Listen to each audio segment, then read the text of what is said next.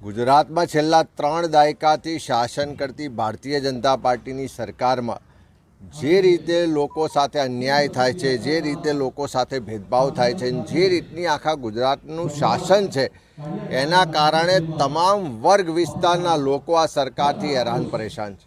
મોંઘું શિક્ષણ લીધા પછી યુવાનો બેરોજગાર છે. સરકારમાં અનેક પદો ખાલી હોવા છતાં સરકારી ભરતી નથી થતી. ફિક્સ પગાર, કોન્ટ્રાક્ટ, આઉટસોર્સિંગથી યુવાનોનું શોષણ થઈ રહ્યું છે. મોંઘવારીને કારણે ઘર ચલાવવું મુશ્કેલ છે. ભ્રષ્ટાચાર ચારે તરફ છે. રસ્તા પર ખાડા છે કે ખાડામાં રસ્તા છે, એ પ્રશ્ન આખું ગુજરાત પૂછે છે. ત્યારે મંદી, મોંઘવારી, ભ્રષ્ટાચાર, બેરોજગારીથી આખા ગુજરાતની પ્રજા ત્રસ્ત છે. ખેડૂતો આર્થિક રીતે પાયમાલ થયા છે. દારૂ ને ડ્રગ્સની બધી વધી છે. યુવાધન બરબાદ થઈ રહ્યું છે.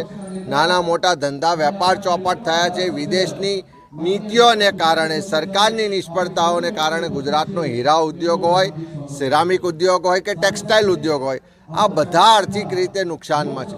ત્યારે એવા સમયમાં આખા ગુજરાતના લોકોની જે તકલીફ છે, જે દર્દ છે, જે પીડા છે, જે આક્રોશ છે, એને વાચા આપવા માટે ગુજરાત પ્રદેશ કોંગ્રેસ સમિતિ દ્વારા આખા ગુજરાતમાં વિધાનસભા દીઠ જન આક્રોશ સભાઓની શરૂઆત કરી છે.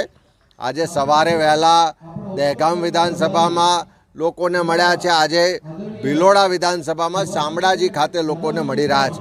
ત્યારે ચારે તરફ લોકોમાં આક્રોશ છે, લોકોની તકલીફ છે, લોકોની ફરિયાદો છે, લોકોના આંદોલન છે, પણ સરકાર કોઈની પણ વાત સાંભળતી નથી. કારણ કે સરકારને એમ છે કે વોટ ચોરી કરીને અમે તો સત્તા પર આવી જવાના છે.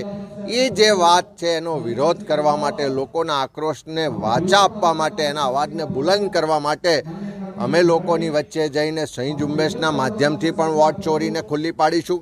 લોકોના આક્રોશને વાચા આપીને રસ્તા પર ઉતરીને આંદોલનો કરી અને આ વોટ ચોર, ગાદી છોડ એ નારાને 2027માં ગુજરાતના લોકોના આશીર્વાદથી સફળતા સાથે સાબિત કરીને બતાવીશું.